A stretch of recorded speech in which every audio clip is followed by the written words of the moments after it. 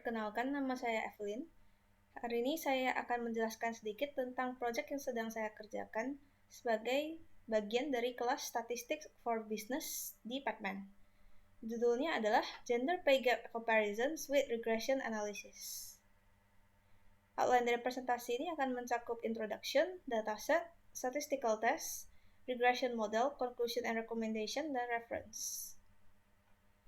Ada beberapa studi seperti yang dilakukan oleh United States Census Bureau dan Pew Research Center yang menunjukkan bahwa pekerja laki-laki cenderung dibayar lebih tinggi daripada pekerja perempuan.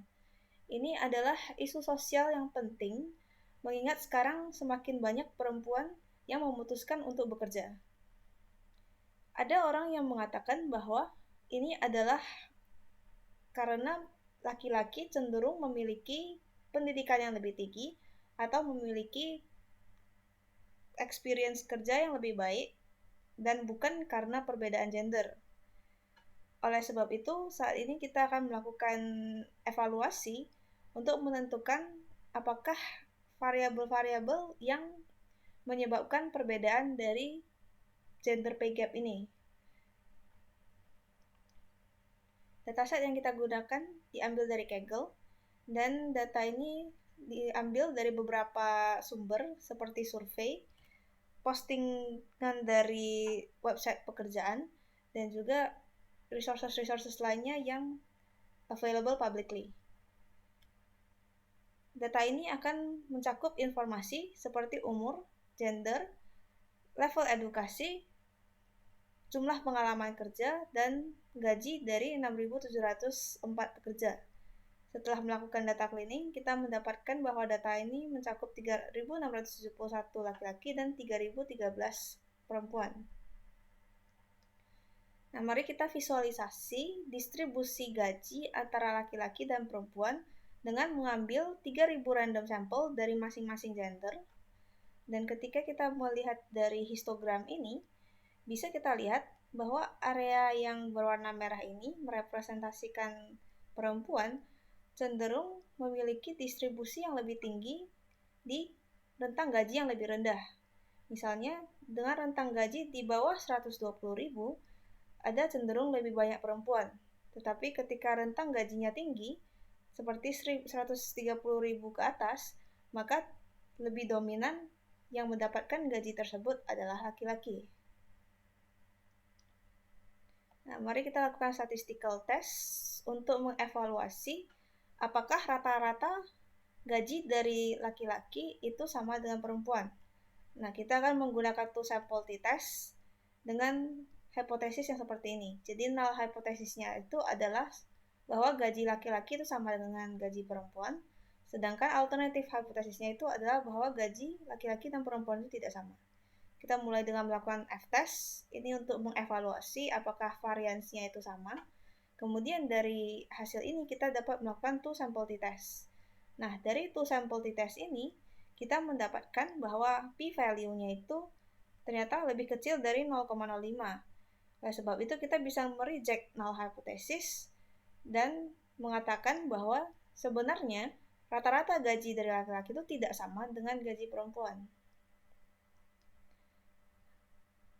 Sebelum kita mulai membuat modelnya, kita akan melakukan dua hal, yaitu centering dari variabel umur dan mengganti unit daripada gaji menjadi ribuan dolar, bukan dalam dolar saja. Hal ini akan membantu kita untuk dapat menginterpretasikan modelnya dengan lebih gampang nantinya. Nah, kita akan membuat 4 model yang berbeda. Jadi ada model pertama, yaitu model yang hanya mempertimbangkan umurnya. Kemudian ada model kedua yang mempertimbangkan education level. Kemudian ada model ketiga yang mempertimbangkan experience-nya. Dan model keempat yang mempertimbangkan semuanya, yaitu umurnya, kemudian ada experience-nya, dan juga ada education level-nya. Kita lihat dari model yang pertama, ini yang ketika kita hanya mempertimbangkan prediktor umurnya saja. Nah, jadi dari hasilnya ini, kita dapat menulis modelnya seperti ini, dan kita bisa menginterpretasikannya dengan misalnya dari intercept ini merepresentasikan bahwa seorang perempuan yang memiliki umur rata-rata gajinya adalah sebesar 112.978. Kemudian ketika kita memiliki umur 1 tahun di atas dari umur rata-rata, maka ada pertambahan 5.171 dolar. Kemudian laki-laki dengan umur rata-rata maka akan mendapat gaji berdasarkan interceptnya ini ditambah dengan laki-laki. Berarti 112.000 tambah 4.000 mendapatkan 117.000. Kemudian laki-laki dengan umur 10 tahun di atas rata-rata, kita akan mendapatkan nilainya itu berupa interceptnya ini ditambahkan dengan laki-laki 4.000, ditambahkan 10 dikali nilai dari center age-nya ini, kemudian ditambah 10 dikali interaksi dari age dan male-nya ini. Dan kita mendapatkan 166.000. Kemudian ini adalah model yang hanya mempertimbangkan years of experience. Jadi kita bisa mengambil nilai intercept-nya ini sebagai pendapatan dari seorang perempuan tanpa working experience. Jadi intercept-nya adalah 55.343. Kemudian pertambahan 1 tahun di experience-nya itu akan bertambah gajinya sebesar 7.000. Kemudian ketika itu adalah laki-laki tanpa experience apa-apa, maka nilai salary-nya itu adalah 55.000 ditambah dengan 5.000. Kemudian laki-laki dengan 10 tahun dari experience kerja itu akan mendapatkan gaji sebesar intercept-nya ini 55.000 tambah 10 kali years experience ini jadi 70.000. Kemudian ditambah male-nya 5.000. Kemudian dikurangi dengan 350. Itu ini dikali dengan 10.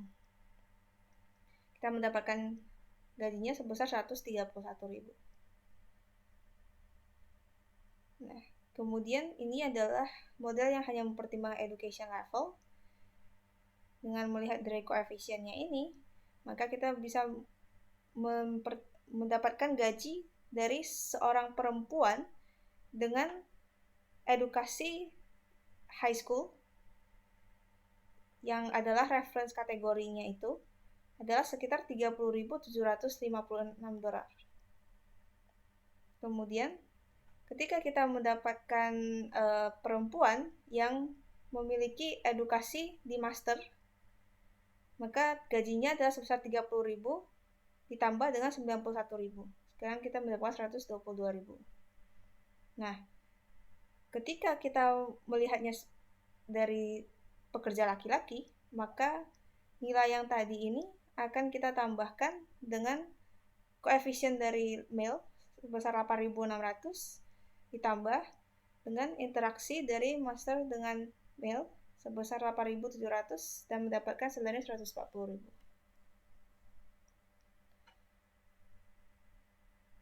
Nah, dari model-model yang tadi sudah kita bangun, maka berikutnya ini adalah kita perlu mengecek model mana yang paling baik dengan cara melihat dari R-square-nya dan juga AIC-nya. Nah, R-square ini merepresentasikan proporsi data yang sudah berhasil dijelaskan oleh model kita. Berarti semakin besar proporsinya, maka semakin bagus. Kemudian AIC merepresentasikan jumlah informasi yang hilang ketika sebuah model di-compare dengan model lainnya. Jadi semakin rendah, semakin baik. Nah, setelah itu kita dapat hasilnya, kita bisa melihat bahwa nilai R-square yang paling tinggi dengan AIC yang paling rendah itu adalah ketika kita menggunakan semua prediktor, the age, experience, dan education.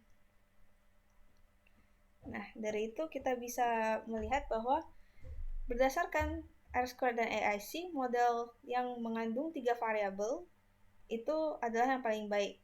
Kemudian sudah bisa kita lihat bahwa laki-laki akan mendapatkan salary yang lebih tinggi pada semua level edukasi dan experience. Sedangkan ketika kita melihat dari sisi umur, ada sektor-sektor umur tertentu di mana perempuan bisa mendapatkan gaji yang lebih tinggi, tapi ini hanya sedikit sekali age group-nya, bisa dianggap sebagai minority. Nah, kedepannya untuk mendapatkan perbandingan yang lebih baik, ada informasi tambahan yang bisa kita lihat, seperti tanggung jawab masing-masing employee itu dan performa dari masing-masing employee. Nah, kalau ternyata si gender ini adalah satu-satunya alasan kenapa ada perbedaan salary, maka perusahaan harus melakukan salary review dan memastikan tidak ada diskriminasi terhadap gender tertentu dalam hal gaji.